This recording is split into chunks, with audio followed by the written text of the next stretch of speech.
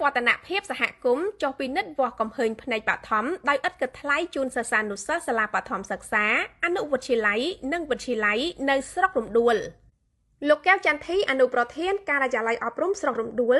ដំណាងការិយាល័យអប់រំស្រុករំដួលបានដឹកនាំសហការីសហការជាមួយអង្គការវឌ្ឍនភាពសហគមន៍ចុះពិនិត្យវាស់កំហើញផ្នែកបឋមដោយឥតគិតថ្លៃ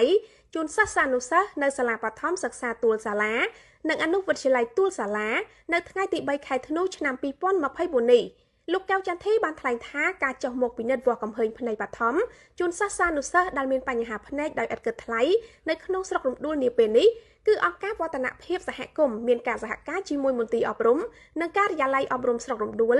ចុះវាស់កំហើញផ្នែកបឋមជូនដល់សិស្សានុសិស្សនិងរកសិស្សដែលមានបញ្ហាភ្នែកដើម្បីបញ្ជូនទៅមន្ទីរពេទ្យឯកជនភ្នែកលោកបន្តថាសុខភាពភ្នែកគឺជាបញ្ហាមួយដែលបងប្អូនប្រជាពលរដ្ឋយើងត្រូវយកចិត្តទុកដាក់ពលប្រសិនបើភ្នែកមានសុខភាពល្អគឺជាការបង្កើតទ្រព្យប៉ុន្តែប្រសិនបើភ្នែកមានបញ្ហាវិញនោះពិតជាបំផ្លាញទ្រព្យទៅវិញហេតុនេះត្រូវតែថែរក្សាភ្នែកឲ្យបានល្អបើមានជំងឺល្មមៗប្រញាប់មកពិនិត្យពីគ្រូយោបល់ជាមួយនឹងគ្រូពេទ្យនិងព្យាបាលឲ្យបានទាន់ពេលវេលាមិនត្រូវមើលរំលងនោះឡើយតំណាងអង្គការវឌ្ឍនភាពសហគមន៍បានលើកឡើងថា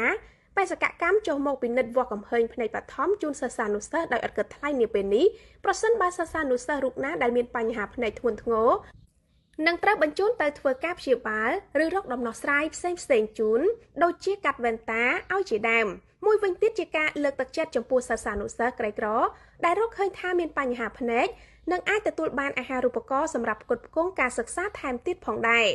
លោកបានបញ្ជាក់ថាការចុះអនុវត្តពិនិត្យវាស់កំហើញភ្នែកបឋមជូនសិស្សានុសិស្សដោយឥតគិតថ្លៃដោយចាប់ផ្ដើមអនុវត្តពីថ្ងៃទី3ខែធ្នូរហូតដល់ថ្ងៃទី28ខែធ្នូឆ្នាំ2024នៅតាមសាលាបឋមសិក្សាអនុវិទ្យាល័យនិងវិទ្យាល័យនៅទូទាំងស្រុករំដួលលោកកែវចន្ទធីអនុប្រធានការិយាល័យអប់រំស្រុករំដួលបានលើកឡើងថានៅក្នុងស្រុករំដួលសរុបទាំងសាលាបឋមសិក្សាអនុវិទ្យាល័យនិងវិទ្យាល័យមានចំនួន42សាលារៀនក្នុងនោះសាលាបឋមសិក្សាមានចំនួន32សាលារៀនអនុវិទ្យាល័យមានចំនួន7និងសាលាវិទ្យាល័យចំនួន3សរុបសិស្សប្រមាណជាង10000នាក់យ៉ាងវិញទៀតអង្គការវឌ្ឍនភាពសហគមន៍ស្នើសុំទៅរដ្ឋបាលស្រុករំដួលសុំការអនុញ្ញាតធ្វើសកម្មភាពពិនិត្យវាស់កំហើញផ្នែកបឋមដល់សិស្សានុសិស្សដែលកំពុងសិក្សានៅសាលាបឋមសិក្សាអនុវិទ្យាល័យនិងវិទ្យាល័យនៅក្នុងស្រុករំដួលខេត្តស្វាយរៀងរួចរាល់ផងដែរអង្គការវឌ្ឍនភាពសហគមន៍ការពិនិត្យវាស់កំហើញផ្នែកបឋមជូនសិស្សានុសិស្សក្នុងស្រុករំដួលទាំងអស់ដែលមានអាយុចាប់ពី8ឆ្នាំដល់18ឆ្នាំ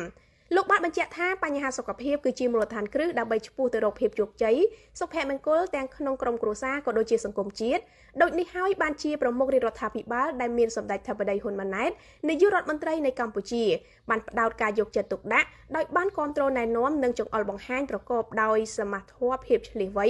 ដើម្បីឲ្យសកម្មភាពមនុស្សធម៌នេះកើតមាននៅក្នុងន័យចង់ឃើញប្រជាពលរដ្ឋយើងមានសុខភាពល្អក្នុងពេលដែលប្រទេសជាតិមានសុខសន្តិភាពមានការអភិវឌ្ឍរីកចម្រើន